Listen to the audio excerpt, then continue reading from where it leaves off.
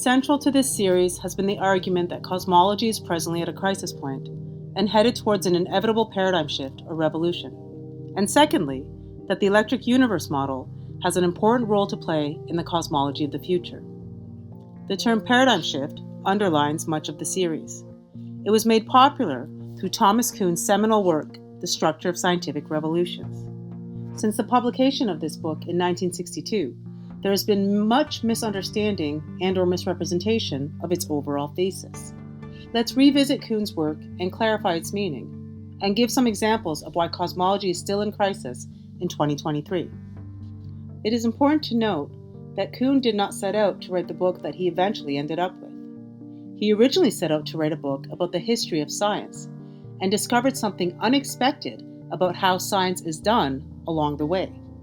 In the process of exploring the history of scientific change, Kuhn discovered that predominant or institutionalized science operates much differently than how we've been led to believe it does. The larger and deeper thesis of structure is that predominant science ultimately does not do science the way it claims to, meaning that it is not absolutely empirical. Through a historical study of science, Kuhn discovered that once a paradigm becomes deeply entrenched and institutionalized, it often becomes dogmatic, hegemonic, and unyielding to falsification and change. Almost by accident, Kuhn's work became an interrogation of science in and of itself, and it paints an unflattering but arguably more realistic picture of science than the idealized or utopian image of science as presented by, for instance, one of Kuhn's biggest critics, Karl Popper. Popper was an Austrian-born philosopher with a doctorate in psychology. For Popper, quote, the core scientific ethic was falsifiability, meaning that all knowledge, at all times, should be exposed to constant and deliberate criticism, end quote. This is what distinguishes science from non-science, according to Popper. Kuhn would wholeheartedly agree with Popper. Falsifiability should be the core scientific ethic or principle. The problem is that in reality, or in practice, it is not, and this is what Kuhn's work reveals. Another critic of Kuhn was Austrian-born philosopher of science Paul Feyerabend. Feyerabend is most known for his book Against Method, wherein he argues that there are no universally valid methodological rules for scientific inquiry, and instead champions theoretical pluralism. Both Feyerabend and Popper accuse Kuhn of glorifying normal science and hiding behind it. Kuhn argued that science does not progress gradually or organically, but is actually forced to change due to crisis and model breakdown. This happens through a paradigm shift process with distinct stages. Normal science is the stage where a field or discipline has a scientifically based model of understanding that works and can properly guide the field. Because Kuhn uses the word crisis to describe later stages, Feyerabend and Popper accuse Kuhn of wanting science to always stay at the stage of normal science, and therefore of resisting paradigm criticism and change. This is a blatant misreading and misrepresentation of Kuhn. Kuhn did not insist that science should not progress beyond the non-problematic stage of normal science. On the contrary, he revealed and lamented that scientists tend to insist that they are doing normal science, meaning that their model and paradigm has no holes or problems, long after the model has started to drift and fail. His book Structure problematizes the fact that in practice, predominant science attempts to force a model to stay at the normal stage, meaning business as usual, despite mounting anomalies and contradictions that the model cannot adequately address. This is especially true in the field of cosmology. As the esteemed philosopher of science Ian Hacking points out in his introductory essay to the 2012 edition of Kuhn's book, Big Bang cosmology is, quote, full of outstanding problems pursued as normal science, end quote. This is the crux of the problem, and this is why Kuhn's work is indispensable for any critical analysis of the present state of cosmology.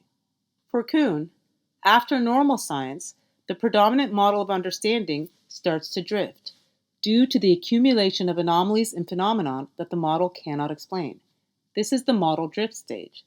At this stage, rather than address the problems directly and re-examine their premises and assumptions, Kuhn found that scientists working within a predominant model focus on patching the model up and attempting to manage the problem. This process of perpetual patchwork actually creates more problems and more contradictions, and eventually leads to crisis and model breakdown. This is where standard cosmology presently finds itself, at the stage of model crisis and model breakdown. Contemporary cosmology is still in deep crisis, and the awareness of this crisis is increasing every day. Mainstream cosmologists even openly use the word crisis to describe their present reality. And mainstream media is full of headlines that suggest that cosmology is in deep trouble. As physicist and science writer Eric Lerner points out, in 2019 there were 130 media references to the crisis in cosmology, which marks an exponential increase from the mid-2000s, where there were only 12 references a year. We first explored the crisis in 2021, and it has only gotten worse since then. In 2023, there have already been numerous expert panels and symposiums that discuss the growing crisis in cosmology and astrophysics. The crisis in cosmology centers around new information, measurements, and/or findings that undermine or contradict the major principles, assumptions, and/or expectations of the Big Bang Theory in some way. These include new information or measurements that suggest that the universe is not expanding as we thought, or at all, known as the Hubble tension, that the universe is older or younger than the standard model claims, and that the universe is more or less homogeneous than we thought. There are also numerous foundational predictions of the Big Bang Theory that have been contradicted by abundant observations, including various observations and accurate predictions made by electric universe proponents such as the late Walt Thornhill. The most recent problems have been sparked by even more contradictory measurements and observations that are coming back every day from the James Webb Space Telescope. In a recent video, Mikio Kaku states that, quote, "The James Webb Telescope is upsetting the apple cart. All of a sudden, we realize that we may have to rewrite all of the textbooks about the beginning of the universe." End quote. Well, that's the problem. The James Webb Space Telescope is upsetting the apple cart. All of a sudden, we realize that we may have to rewrite all the textbooks about the beginning of the universe. Now, it takes many billions of years to create a galaxy, like the Milky Way galaxy, with 100 billion stars, many billions of years old. But the James Webb Telescope has identified 6 galaxies that exist half a billion years after the Big Bang that are up to 10 times bigger than the Milky Way galaxy. That shouldn't happen. There should not be primordial galaxies that are bigger than the Milky Way galaxy that are only half a billion years old. Something is wrong. We may have to revise our theory of the creation of the universe. In another recent video, Science 24 magazine reports that the James Webb Telescope has discovered 6 ancient galaxies that shatter our understanding of the universe. Beyond these individual contradictions or discrepancies, the larger and deeper crisis has to do with standard cosmology's underlying narrative and its very approach to cosmology in the first place. As theoretical physicist Sabine Hossenfelder aptly pointed out at a recent symposium entitled "What is Wrong with Current Physics?", a good scientific explanation should, quote, "be as simple as possible, and you shouldn't add any unnecessary assumptions, no matter how much you need them to justify your hypothesis." End quote. It's interesting to note that simplicity is actually one of Thomas Kuhn's main criteria for model revolution and paradigm change.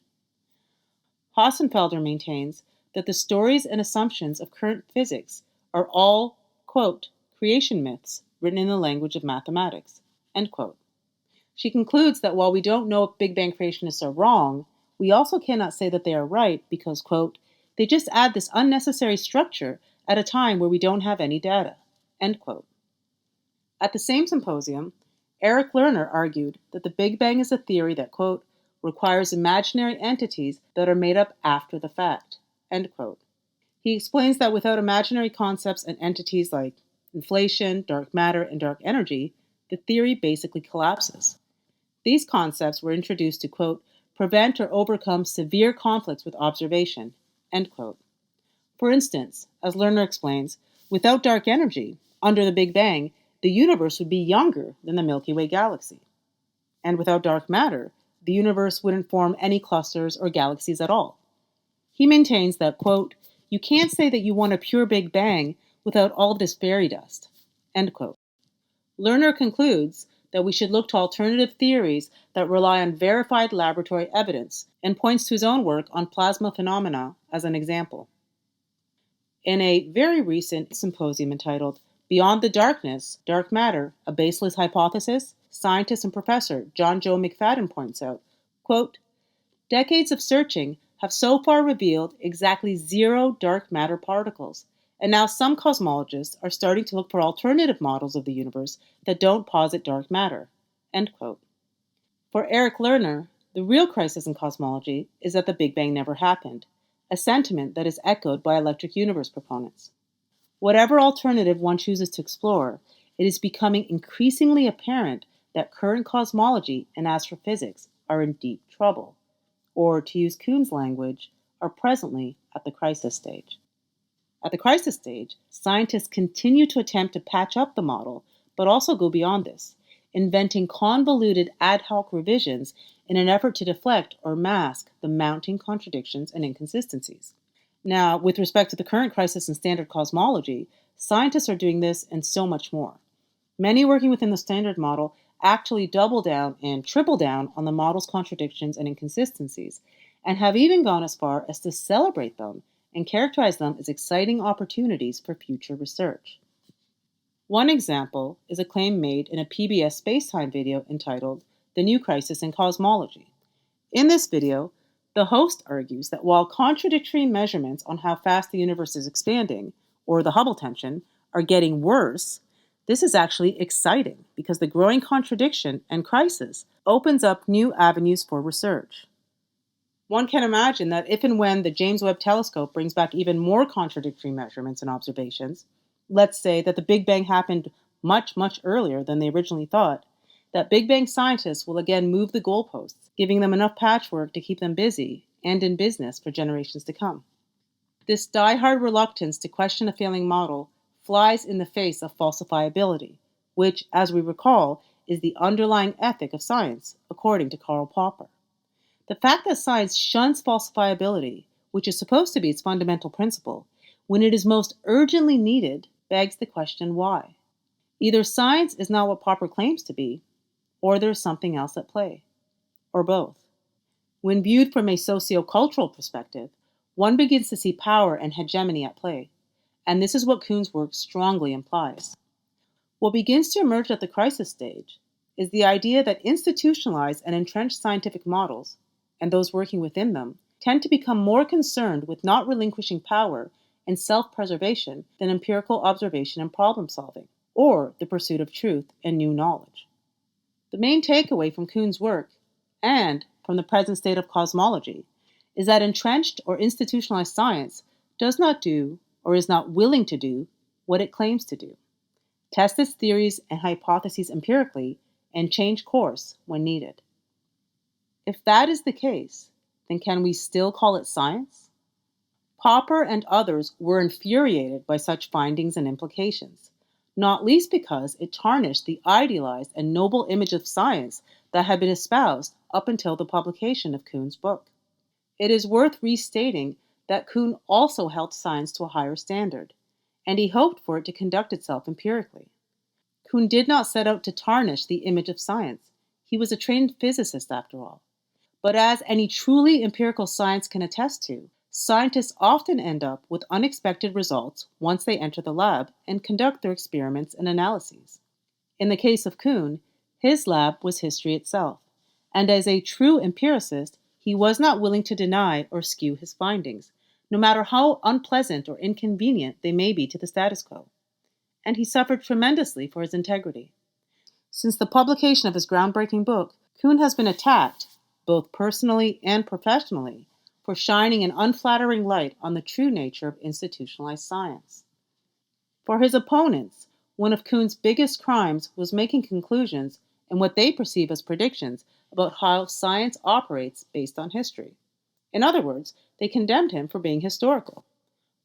We should point out that historicism is defined as, quote, an approach to explaining the existence of phenomena, especially social and cultural practices, including ideas and beliefs, by studying their history, that is, by studying the process by which they came about.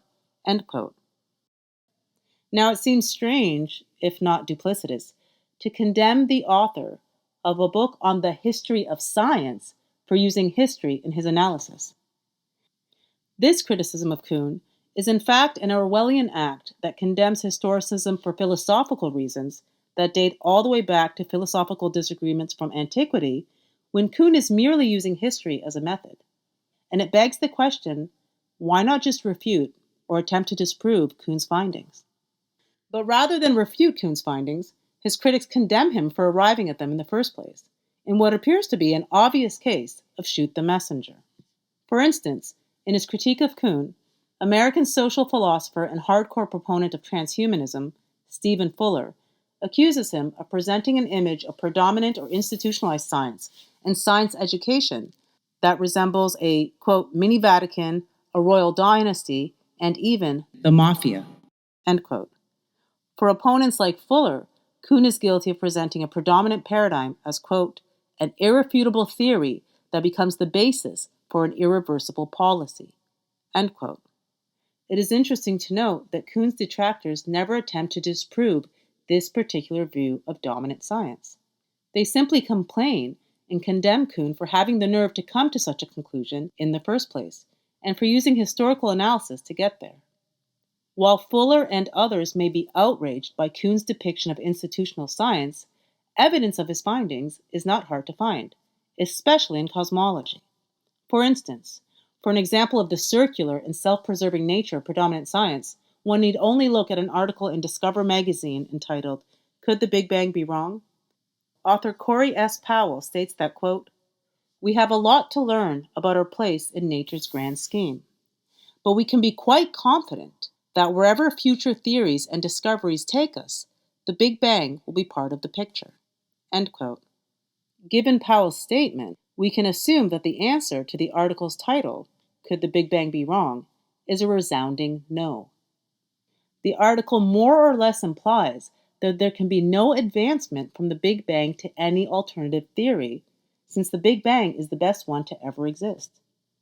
Now, if this is not an example of an irrefutable theory that becomes the basis for an irreversible policy, then I don't know what is. Given the current state of institutionalized science and the current crisis in standard cosmology, I think it is fair to say that Kuhn's findings still hold and are presently more valid than ever. Sorry, Popper and Company, but if it looks, sounds, and acts like a duck, then Kuhn must be right. Kuhn's work is a paradigm shift in and of itself, insofar as it radically changed the way we view and understand science.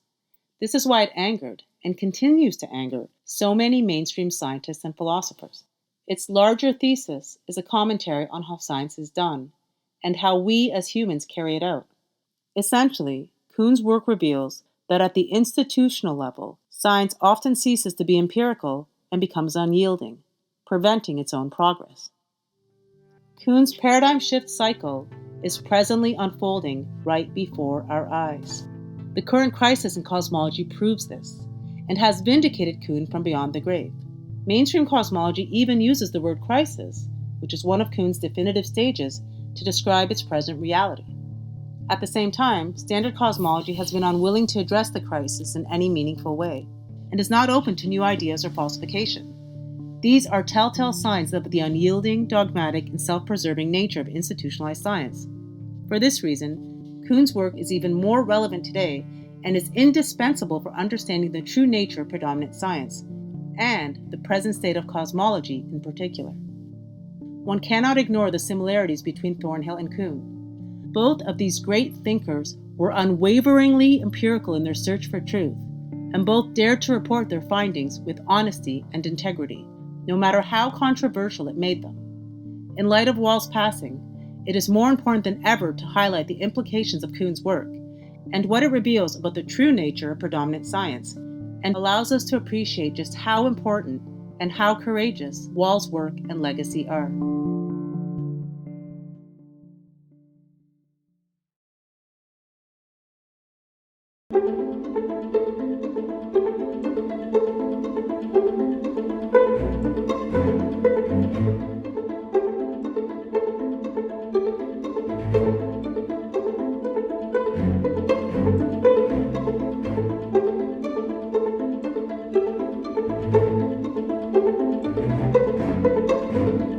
you.